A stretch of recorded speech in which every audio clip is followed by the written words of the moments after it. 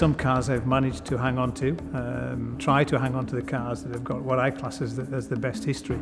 So for sure, I've only got one sort of generation, one Focus, and that is the one that won Safari with Colin. That's got a very special place in my heart. To understand why this car means so much to Malcolm Wilson, we first need to travel back to 1997. Yeah, S9, definitely probably one of the most famous cars in our collection, that's for sure. First of all, we were awarded the Ford contract in '97.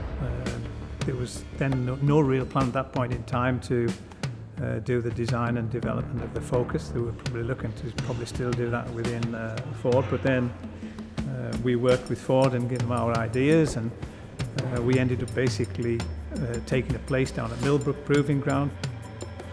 The plan was to launch the rally car at the same time as they launched the road car at the Paris Auto Show in 1998. So there was an incredible amount of pressure on us. They had the road car on the stand and the rally car. So a lot of pressure behind the scenes before we'd even turned the wheel to do a rally.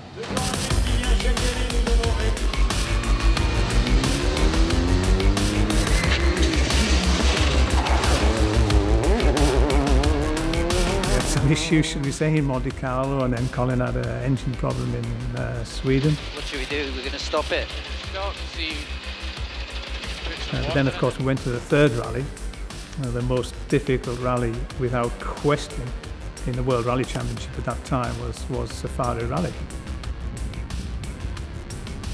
That's where Colin was just incredible, even though he was the flamboyant driving style and everything that he had. Colin had this incredible ability and mechanical understanding and sympathy when you needed to have it on a difficult event like Safari.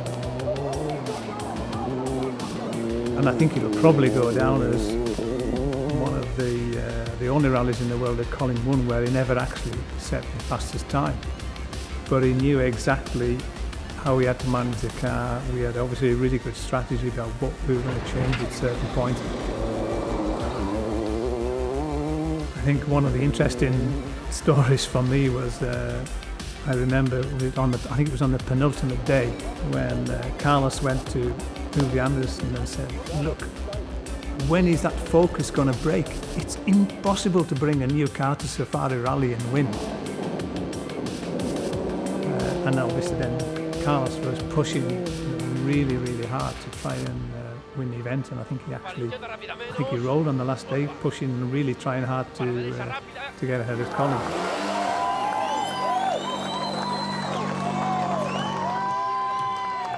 That win will live with me forever, and certainly the party afterwards will as well.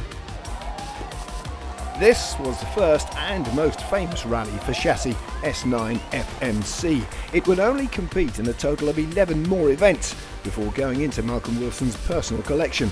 In some ways, a victim of its own success. Probably the main reason why I didn't do so many rallies, because obviously, it held such a place in my heart because of winning the world's most difficult event. I think probably the last person to drive was probably Matthew, and I remember I wasn't very happy because he crashed it on a rally down in Wales. So after that, then it was repaired, and to be honest, it's never been used. It's never been used since. So, just how high does it rate in Malcolm Wilson's personal collection? There's no question. It's top of the tree.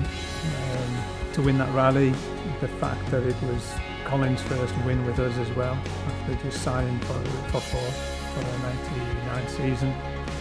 So that's why it's always in pride of place in the glazed link between the hall and the workshop. And that's where I plan for it to remain, to be honest.